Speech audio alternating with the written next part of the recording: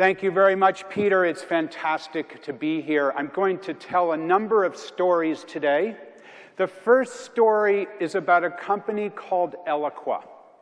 And Joe Payne, who's the CEO of Eloqua, looked at his mobile device one evening and he noticed, oh my gosh, my biggest competitor was just acquired by Oracle, by this giant software company. And the news just hit. So what he did was he did a Google search for the name Oracle and Market to Lead. Market to Lead was the company that was acquired. And he found one thing on Google, and it was this 3-sentence announcement made from Oracle. And it basically said, we have acquired Market to Lead, and you will like it. Yeah. I don't know what you think of, but I think of a North Korean-style announcement when I see this 3 sentences from Oracle. Now, what happened here? This big announcement happened that there's a marketing automation space acquisition. Oracle, this giant company, made an acquisition, and they didn't say anything about it. And they left completely open the opportunity for somebody to define what this means for the market. So Joe Payne, the CEO of the competitor, knew he had a terrific opportunity, and what he did was say, aha, I know what I can do about this. So he acted fast and he lived loud. What he did was he wrote a real-time blog post. He put it out within 2 hours of the Oracle acquisition on the Eloqua blog. And the title of the blog post was Oracle Joins the Party. And it talks about how fantastic this acquisition is for the entire marketing automation software business. It's fantastic that this big company sees this market space as an important enough market space to have an acquisition. Now, can you see what's happening here?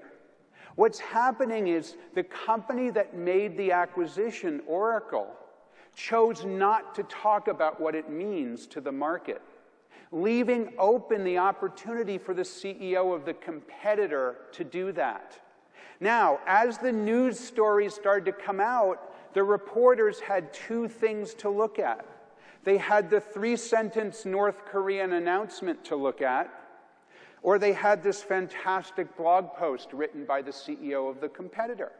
And you can imagine what happened, right?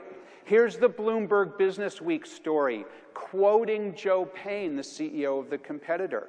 Here's the Customer Think, which is important blog, the same thing, quoting the CEO of the competitor. Here's PC World, same thing is happening. Now get the picture here, right? Can you imagine how pissed off Oracle must be as this is happening?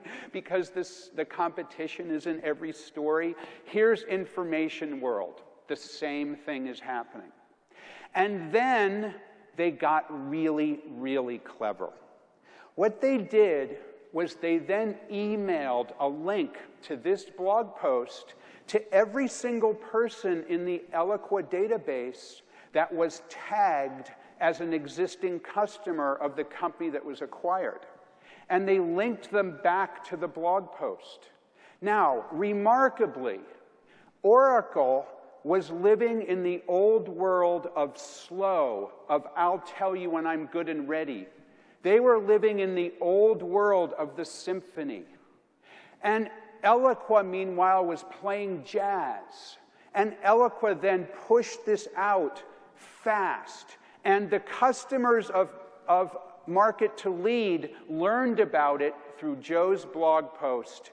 And as a result, they had something to share on social media. And 3 weeks later, they sold $1 million worth of new business as a result of one blog post. They lived fast, they lived loud, and because of it, they made $1 million from one blog post. Speed and agility is a decisive competitive advantage. Speed and agility in today's market can lead to $1 million from one blog post. By the way, the punchline of this story, which I find actually kind of funny, is a year later, Oracle also bought Eloqua.